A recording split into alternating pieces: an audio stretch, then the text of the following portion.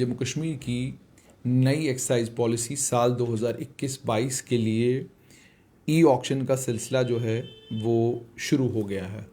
और जो मेरी इतलात हैं उसके मुताबिक 200 के करीब लोगों ने ई ऑक्शन में अभी तक जो है वो पार्टिसिपेशन की इच्छा जाहिर की है।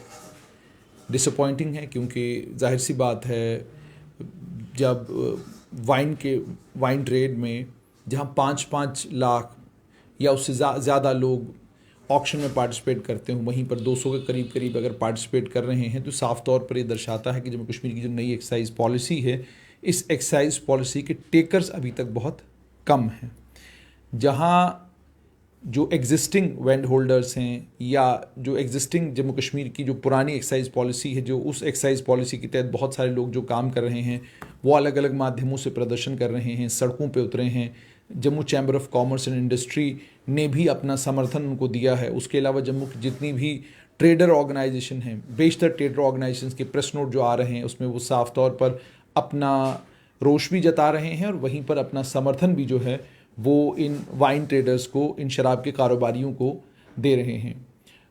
बड़ी हैरानगी की बात यह है कि जहां हुकूमत को, जहां सरकार को इन तमाम जितने भी ये लोग जो कुछ ही जम्मू संभाग में समय हो रहा है, इस सारे का नोटिस लेना चाहिए था और नोटिस लेकर कोई कमेटी बनानी चाहिए थी या इनके साथ कोई बातचीत का रास्ता निकालना चाहिए था। वहीं जो इतलात मौसूल हो रही हैं उसके मुताबिक ये कि हुकूमत की डायरेक्शन सीधा ऊपर से एक्साइज डिपार्टमेंट को ये हैं कि आप ई ऑक्शन वाला जो हमने नई एक्साइज पॉलिसी में प्रावधान किया है उस प्रावधान पर आगे बढ़ें और जल्द से जल्द ई ऑक्शन के इस सिलसिले को मुकम्मल करें। मुकम्मल करने के बाद ताकि नई एक्साइज पॉलिसी को जम्मू कश्मीर में लागू किया जाए।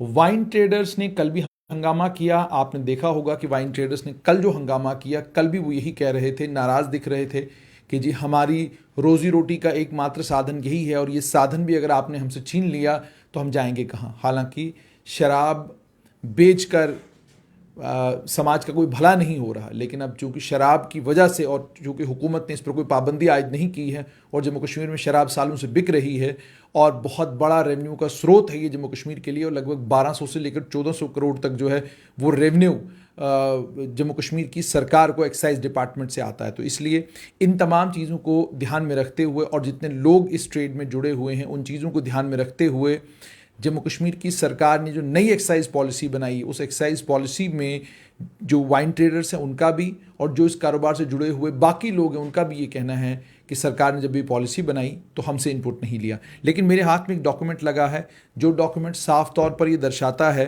कि एक कमेटी बनी थी जिसमें TPA to excise commissioner, principal training institute Nagrota, deputy excise commissioner distilleries Jammu, deputy excise commissioner executive Jammu, deputy excise commissioner accounts और उसके अलावा एक्साइज कमिश्नर J&K भी शामिल थे। इस कमेटी के समक्ष बहुत सारी रिप्रेजेंटेशंस आई। इसमें सबसे पहले रिप्रेजेंट किया था एग्जिस्टिंग जब JKEL2 लाइसेंसीज ने, उनके सेल्समैन ने, डिपेंडेंट फैमिलीज़ ने रिप्रेजेंट किया था और उन्होंने अपनी रिप्रेजेंटेशन में ये कहा था कि ये एकमात्र साधन है हमारी रोज़ी रोटी का और लोन लेकर हम ये बिज़नेस कर रहे हैं और अगर ये बिज़नेस आप हमारा बंद करते हैं तो उसका ज़बरदस्त नुकसान हमको होगा। उसके अलावा उन्होंने ये भी बात की थी कि जो ड्राफ्ट पॉलिसी आपने बनाई है वो एक्साइज एक्ट और एक्साइज के जो रूल्स हैं उसके बिल्कुल उलट है और उसके अलावा जजमेंट की भी बात इसमें की थी। हालांकि बाद में हाईकोर्ट की जजमेंट भी आ गई और हाईकोर्ट ने की जजमेंट में क्या कुछ कहा गया वो आपने सीनियर एडवोकेट सुनील सेठी से सुन ही लिया था। उसके अलावा और भी बहुत सारी चीज़ें इन्होंने जो लाइसेंस होल्डर्स ने कही हैं। इसमें संदीप चाटू जो श्रीनगर में लाइसेंस होल्डर हैं, उन्होंने ये कहा था कि उनकी दुकान जो है श्रीनगर के कैंटोनमेंट एरिया में पड़ती है और लोकेशन लिस्ट जब वो श्रीनगर की देखते हैं ड्राफ्ट न्यू पॉलिसी में 4 वेंट्स जो हैं म्यूनसिपल एरिया में दिखाई गई हैं। तो ये इन्होंने कहा कि फंडामेंटली गलत है। 4 वेंट्स श्रीनगर सिटी में इस समय ऑपरेट कर रही हैं, 3 म्यूनसिपल एरिया में है, 1 कंटोनमेंट एरिया में है। इन्होंने ये कहा था कि हॉस्टिलिटी है, वहाँ पर लोग ज़बरदस्त तरीके का नाराज़गी का इजहार करते हैं और बहुत बार फंडामेंटलिस्ट ने और एंटी सोशल एलिमेंट्स जो हैं उनके ख़िलाफ़ प्रोपोगेंडा करते रहते हैं। और ये भी उन्होंने कहा कि 2 बार आतंकी हमला भी उनके ऊपर हुआ, पब्लिक आउटरीच भी है, लोग भी उनसे नाराज़ हैं। तो इन तमाम चीज़ों को ध्यान में रखते हुए उन्होंने ये कहा था कि ये बड़ा अनजस्ट और अनफेयर होगा डिपार्टमेंट के लिए कि वो एक ऐसी पॉलिसी को जम्मू कश्मीर में इम्प्लीमेंट करें, जिस पॉलिसी का नतीजा ये निकलेगा कि पूरी की पूरी लिक्विड की सेल जो कश्मीर घाटी में होती है वो सारी की सारी सेल जो है वो बंद हो जाएगी। उसके बाद जम्मू वाइन ट्रेडर्स एसोसिएशन ने भी एक रिप्रेजेंटेशन दी थी। उन्होंने भी ये कहा था कि उनको भी जो लाइसेंस दिया गया है रिटेल वाइन का, लिक्विड का, उसमें उन्होंने भी अपनी तमाम बातें कही थी। उन्होंने ये कहा था कि किस तरीके से उनको लाइसेंस दिया गया था, कवानीन का हवाला दिया। कवानीन का हवाला देने के साथ साथ में उन्होंने ये भी कहा कि किन कानूनों के तहत, किन रूल्स के तहत क्या कुछ जो है, किस तरीके से उनको ये लाइसेंसेस बांटे गए थे। उन्होंने ये भी कहा था कि हमें कोई, ये मैं इस डॉक्यूमेंट में पढ़ रहा हूँ कि उन्होंने इस डॉक्यूमेंट के मुताबिक, जो मेरे पास है 32 पेज का डॉक्यूमेंट है ये इस डॉक्यूमेंट के मुताबिक उन्होंने ये भी कहा था कि हमें कोई रिजर्वेशन नहीं है। अगर सरकार नए लाइसेंसेस अनसर्व्ड और अनसर्व्ड एरियाज़ में अगर लाइसेंसेस देती है रेवेन्यू बढ़ाने के लिए, तो हमको कोई एतराज़ नहीं। आप बेसिक स्ट्रक्चर जो ट्रेड का है उसको ख़त्म करने की बजाय अगर आप वो भी ख़ास तौर पर उन्होंने इस और भी इशारा किया है कि कोविड-19 के पेंडेमिक के बीच में लंबे समय तक हम लोग परेशान रहे, उस परेशानी के बावजूद हमने एक्साइज डिपार्टमेंट को रेवेन्यू दिया। एक्साइज डिपार्टमेंट को सिर्फ रेवेन्यू ही नहीं दिया, बल्कि उन मुश्किलात के बीच में भी हमने जब दुकानें खोलने की इजाज़त मिली तो हमने कारोबार को फंक्शनल किया और एक्साइज डिपार्टमेंट को मुनाफा करवाया। तो कोविड-19 की पेंडेमिक को ध्यान में रखते हुए और उससे जो बिज़नेस पर असर पड़ा है उसको ध्यान में रखते हुए बेहतर ये होता कि आप जो है अभी इस पॉलिसी में नए अनसर्व्ड एरियाज़ में इस पॉलिसी को लागू करते और जो ऑलरेडी एग्जिस्टिंग लाइसेंसेस हैं उन लाइसेंसेस के साथ छेड़छाड़ नहीं करते। उन लाइसेंसेस को 2023 तक उन लाइसेंसेस को एक्सटेंड किया गया है, तो उन लाइसेंसेस को 2023 तक कम से कम चलने देते, ताकि हमें इतना मौका मिलता कि आप 2 सालों के अंदर अंदर एक नई पॉलिसी के तहत जो आपने वेंट्स खोली होंगी, नई पॉलिसी के तहत जो आपने लिक्विड लाइसेंसेस बांटे होंगे, उन लाइसेंसेस से आपको कितना मुनाफा हुआ और जो एग्जिस्टिंग लाइसेंसेस हैं उनसे कितना मुनाफा हुआ, आप एक कंपैरेटिव एनालिसिस करते और 2 साल के बाद जाकर फिर 2023 में आप रिव्यू करते इन तमाम चीज़ों को, और इस पॉलिसी को उस वक्त आप लागू कर सकते थे अगर आपको लगता कि इस पॉलिसी का, नई पॉलिसी से आपको फ़ायदा हो रहा है। उसके बाद कमेटी ने क्या कमेंट किए वो बहुत इंपॉर्टेंट है।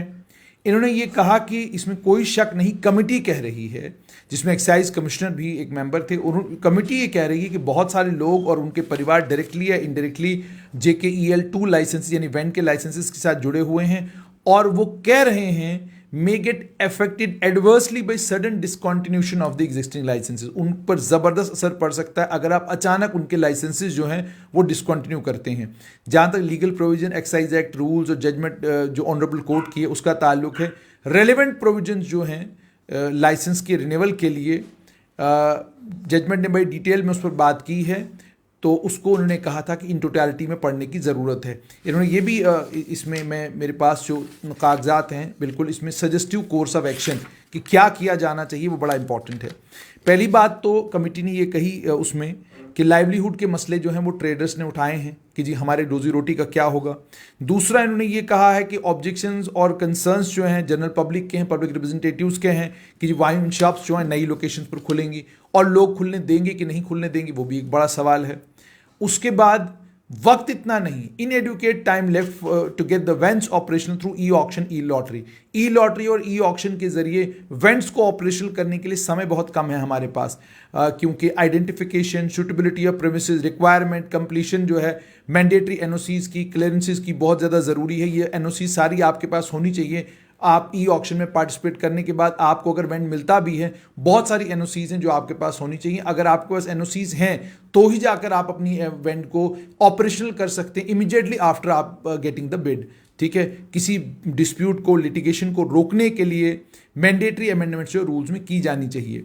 इसमें ऑप्शंस उन्होंने अलग अलग दिए। नंबर 1 ऑप्शन ये दिया कि आप फ्रेश अलॉटमेंट करें JKEL2 वेंट्स की पूरी JKUT में। ठीक है, तो वो जो होने जा रहा है ई ऑक्शन के जरिए। दूसरा ऑप्शन ये दिया कि आप एक काम करें, जो 61 लोकेशंस हैं जहां पर वेंट्स अलॉट हुई थी 2005 में, उसमें एक ट्रांसपेरेंट प्रोसीजर हम फॉलो करते हैं। जिन लाइसेंसेस की वैलिडिटी 2005 में ख़त्म हो गई थी और उसके बाद वो लाइसेंसेस लगातार लंबे समय तक कोर्ट की डायरेक्शंस पर ऑपरेट कर रहे थे, हम एक काम करते हैं उन 61 लोकेशंस को इस ई ऑक्शन के जरिए अलॉट करते हैं।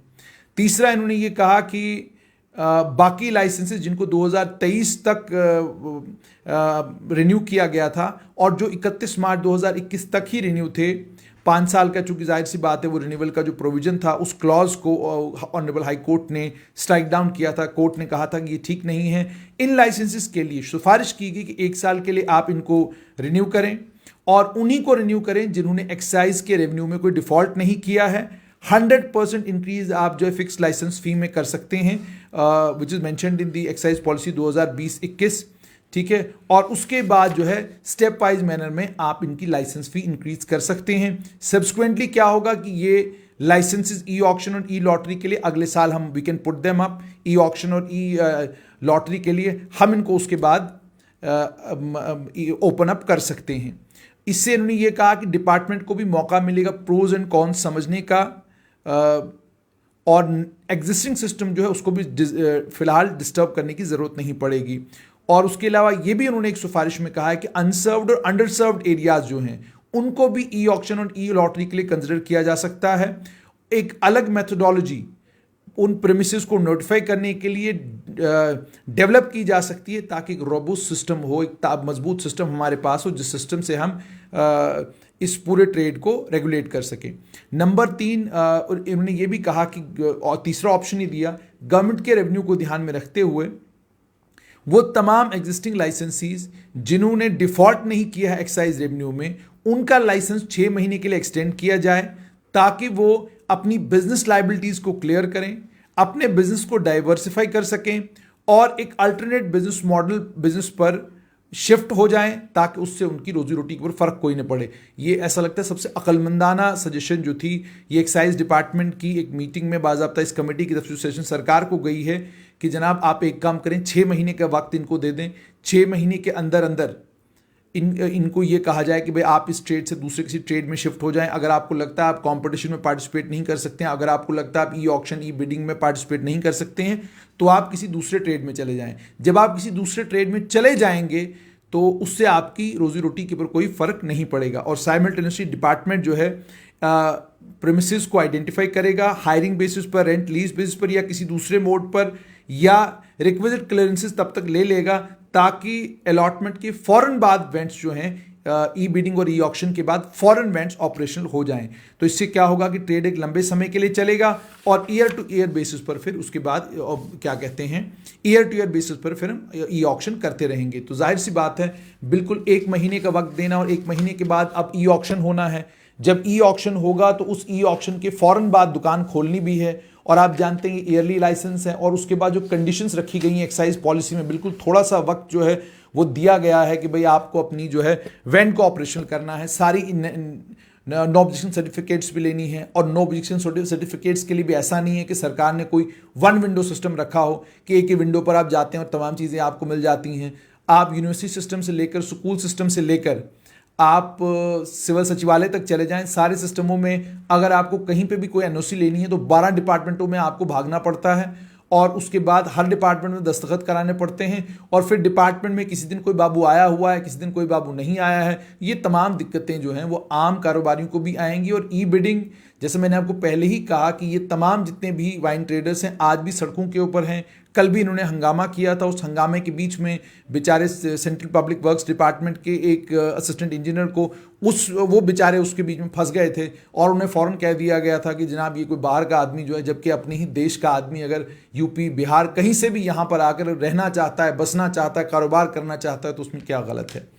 उसके अलावा लिक्विड मैन्युफैक्चरर्स ने भी अपनी कुछ खदशात इस 2021-22 की एक्साइज पॉलिसी को लेकर उन्होंने भी उनका इजहार किया है। होलसेलर्स की भी रिप्रेजेंटेशन जो है वो भी कंसिडर की कमेटी ने होलसेलर्स की और उसके बाद बार रन करते हैं उन्होंने भी अपनी रिप्रेजेंटेशन दी, उस पर भी कमेटी ने अपने ख्यालात का इजहार किया।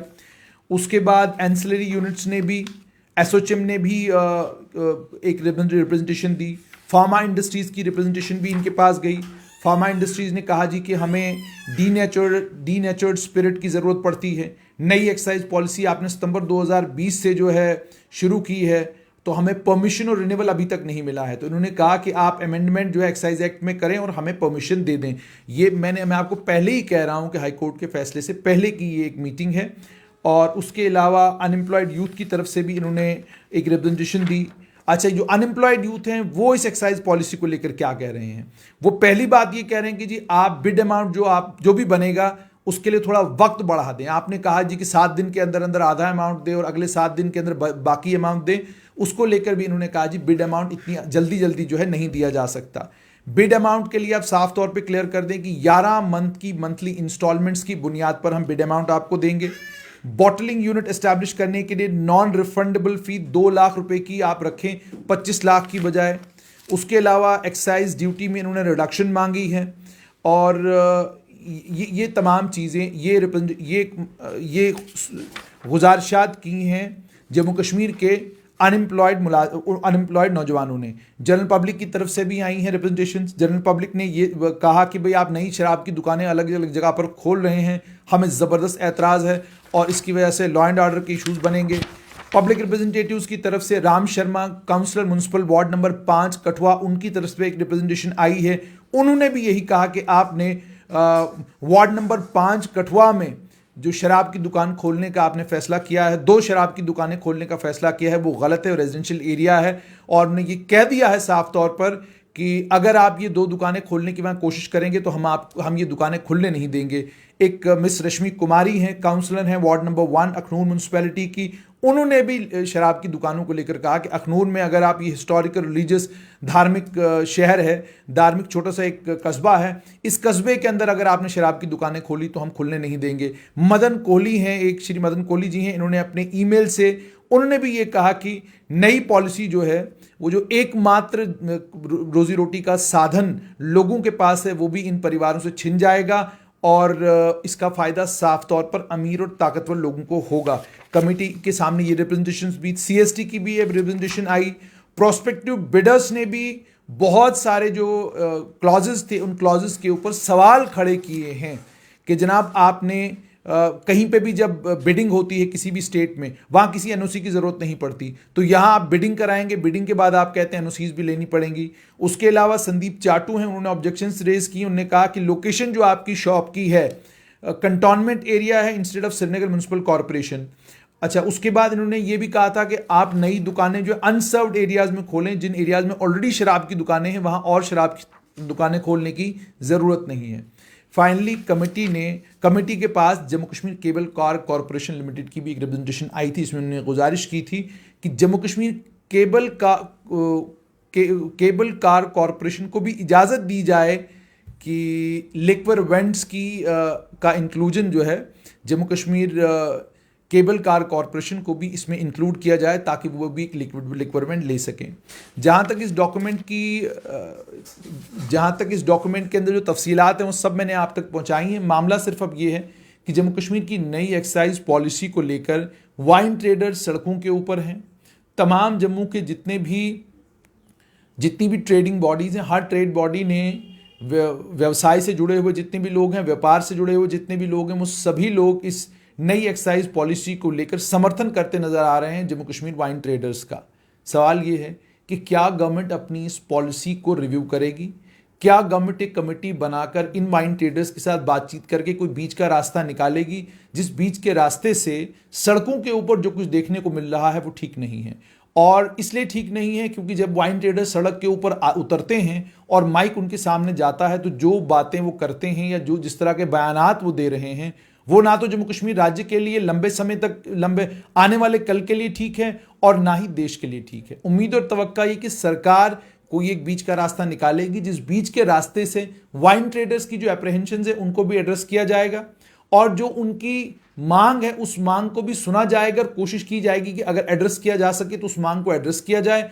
और तीसरा ये कि अगर एक्साइज कमिश्नर इतनी सिफारिशात कर रहा है, खुद एक्साइज कमिश्नर और उसकी टीम ने जो एक मीटिंग ली है उस मीटिंग में जो कमेंट उनके आए हैं, जो सजेशन उनके आए हैं, जो ऑप्शंस उन्होंने दिए हैं, उन ऑप्शंस में से पहले ही ऑप्शन को कंसिडर किया गया, बाकी ऑप्शंस क्यों नहीं कंसिडर किए गए? साफ तौर पर ये दर्शाता है कि जब राजनीतिक लोग सत्ता में होते हैं या कोई सत्ताधारी दल सरकार में होता है तो उसकी मजबूरी होती है कि वो अपनी जनता को खुश करने के लिए, अपने वोटर को खुश करने के लिए, ये छोटी मांग हो या बड़ी मांग हो, उसको कंसिडर भी करता है और एक रास्ता निकालने के लिए अपने सरकारी बाबुओं को कहता है। लेकिन जब लोकतंत्र का वो एक इंपॉर्टेंट और इंटीग्रल कंपोनेंट, जिसको हम लेजिस्लेटिव असेंबली कहते हैं, जब वो फंक्शनल हो और आप गवर्नर रूल के अंदर हो, लेफ्टिनेंट गवर्नर ने फैसले लेने हो, सारे फैसले बाबुओं ने लेने हो, फिर पब्लिक का कंसर्न कम बाबुओं के जहन में रहता है। आमतौर पर ये देखा गया है, और कंसर्न ज्यादा ये होता है कि कानून क्या कहता है, जाब्ते क्या कहते हैं, रेवेन्यू किससे बढ़ाया जा सकता है,